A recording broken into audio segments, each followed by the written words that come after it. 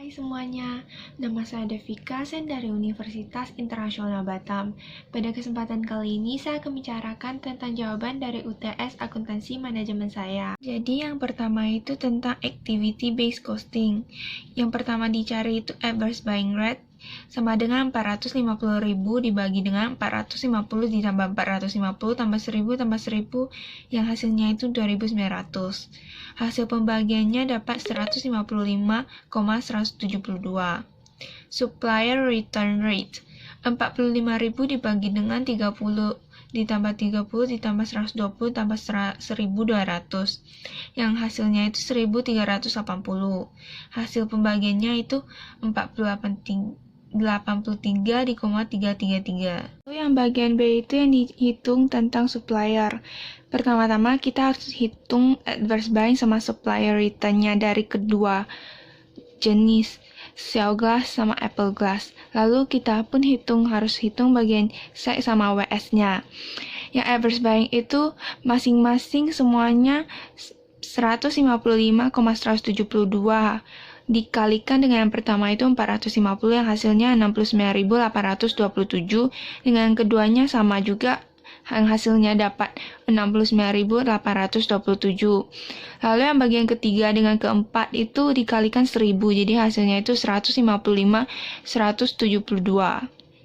Lalu yang bagian supplier return itu pertama dengan kedua itu dikalikan 30. Jadi 83,33 dikali 30 yang hasilnya itu 2490. Yang bagian ketiga itu dikalikan 120 yang hasilnya 4960. Yang keempatnya itu dikalikan 1200 hasilnya 4960. Bagian bawah total cost dari hasilnya itu yang Shell Glass bagian side itu 72.317, dengan yang WS-nya sama 72.317. Yang Apple Glass itu 165.132. Lalu yang Apple Glass bagian WS-nya itu 254.772. Unitnya itu masing-masing Shell Glass itu 15.000 dengan Apple Glass itu 24.000.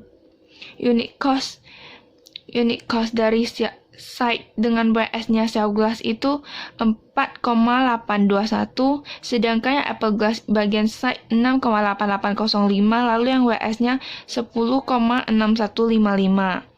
Unit purchase cost Shell Glass yang bagian side 47, WS 122, lalu yang Apple Glass bagian side 42, yang bagian WS-nya 120. Jadi total unit purchase cost dari Shell Glass bagian side 51,821, lalu yang bagian WS-nya 126,821, lalu yang Apple Glass bagian side 48,8805, sedangkan bagian WS-nya itu 130,6155. Lalu bagian C-nya itu value change.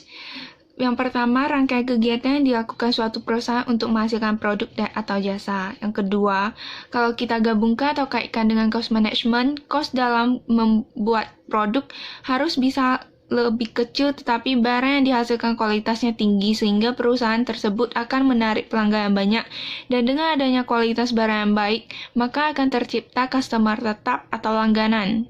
Kedua, productivity measurement. Yang pertama itu per till operational. Material productivity ratio itu dihitung dari existing mesinnya itu dihitung dari 300.000 dibagi dengan 600.000, jadi hasilnya 0,5. Sedangkan yang mesin A-nya itu 360.000 dibagi dengan 600.000 sama dengan 0,6. Lalu yang mesin B-nya itu 350.000 dibagi dengan 700.000 sama dengan 0,5. Lalu yang labor productivity ratio itu existing mesinnya 300.000 dibagi dengan 150.000, jadi hasilnya 2. Lalu yang mesin A-nya itu 360.000 dibagi dengan 150.000, 2,4. Mesin B-nya 350.000 dibagi dengan 200.000, 1,75. Yang ditulis di bawah dari existing mesinnya itu. Lalu, mesin A compared to existing machine, mesin A increased the productivity. Mesin B compared to existing machine, for material productivity is same but in labor machine decrease. Di bawahnya itu hitung mesin A. Yang mesin A bagian labor, yang sampingnya itu pertama hitung PQ, lalu PQ kali P, AQ dengan AQ kali P, lalu yang hasilnya belakang itu PQ kali P dikurang AQ kali P.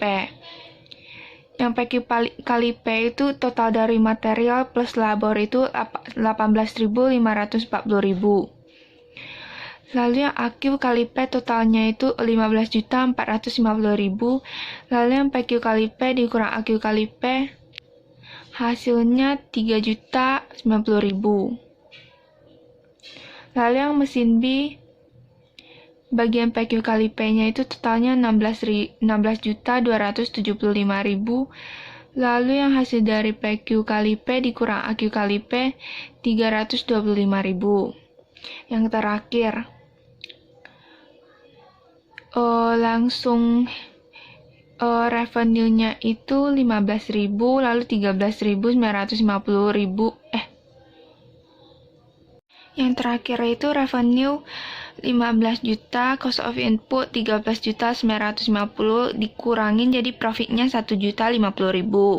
Lalu 18.000 dikurang 15.450.000 hasilnya 2.550.000. Lalu yang sampingnya juga 17.500.000 dikurang dengan 16.600.000 jadi hasilnya 900.000. Terakhir itu yang diketahui selling price-nya itu $50. Ketiga, tentang teori of constraint Z sama dengan 1,6x ditambah 1,2y. 1,6x ditambah 0,8y lebih kecil sama dengan 640.000. Jadi 0,800.000 dengan 400.000 di koma 0. X tambah 2y lebih kecil sama dengan 480.000. Jadi 0,240.000 dengan 480.000 di koma 0. X lebih kecil dari 400.000, Y lebih kecil dari 480.000. Lalu yang bawahnya itu grafiknya. Habis itu bagian bawahnya yang profit A 0,0 sama dengan 0. Lalu yang B 334,53.333 sama dengan 373.334 dikali 1,6 ditambah 53,333 dikali 1,2. Jadi hasilnya itu 661.334. Lalu yang C 0,240.000 sama dengan 1,2 dikali 240.000 sama dengan 288.000. Yang D 400.000,0 sama dengan 400.000 dikali 1,6 jadi hasilnya 640.000. Yang bawahnya itu bagian hitung garisnya 1,6x ditambah 0,8y sama dengan 640.000. X tambah 0,2y sama dengan 480.000.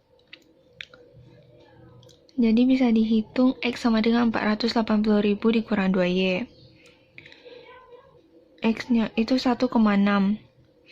Lalu 480.000 dikurang 2Y ditambah 0,8Y sama dengan 640.000. 768.000 dikurang 3 kali 2Y ditambah 0,8Y sama dengan 640.000. Jadi 128.000 sama dengan 2,4Y. Y dapat diketahui 53,333, sedangkan X itu 373,334. Lalu yang nomor 4 tentang inventory management.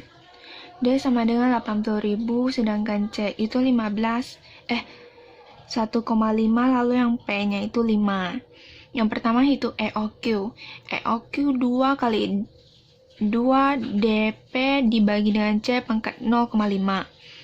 2 kali 80.000 dikali 15 dibagi 1,5 pangkat 0,5, jadi hasilnya 1.264,91. Sedangkan carrying cost itu CQ bagi 2, jadi 1,5 dikali 2, 1.264,91 dibagi 2. Jadi hasilnya 948,68. Ordering cost PD bagi Q, jadi 15 dikali 80.000 dikali dengan dibagi dengan 1,264,91. Jadi hasilnya itu 8.948,68. Yang terakhir, lalu total cost-nya itu dapat dari carrying cost ditambah ordering cost. Jadi hasilnya 1.897,36. Lalu yang bagian reorder point itu rate of usage dikali dengan lead time. 250 dikali 7 sama dengan 1.750. Lalu yang bagian perbedaan JIT dengan tradisional. JIT pool of system sedangkan traditional pool system. Lalu significant or zero inventories sedangkan traditional itu significant inventories. Yang JIT itu manufacturing cell sedangkan traditional process structure. Yang keempat itu multi-function labor sedangkan traditional specialist labor. Yang kelima yang JIT total quality management sedangkan traditional itu acceptable quality level. Lalu yang terakhir simple cost accounting sedangkan traditional itu complex accounting. Terakhir, tentang inventory management juga yang D-nya 35.000, Q-nya 600, P-nya 30, C-nya 4. Yang pertama hitung EDQ, 2DP dibagi C pangkat 0,5, jadi 2 kali 35.000 dikali 30 dibagi 4 pangkat 0,5. Hasilnya itu 724,57. Lalu hitung carrying cost-nya. 4 kali 2, 724,57 dibagi 2, jadi hasilnya 1449,14. Ordering cost juga 30 dikali 35.000 dibagi dengan 724,57. Jadi hasilnya 1449,14. Total cost-nya itu carrying cost ditambah ordering cost, jadi hasilnya 2.898,28.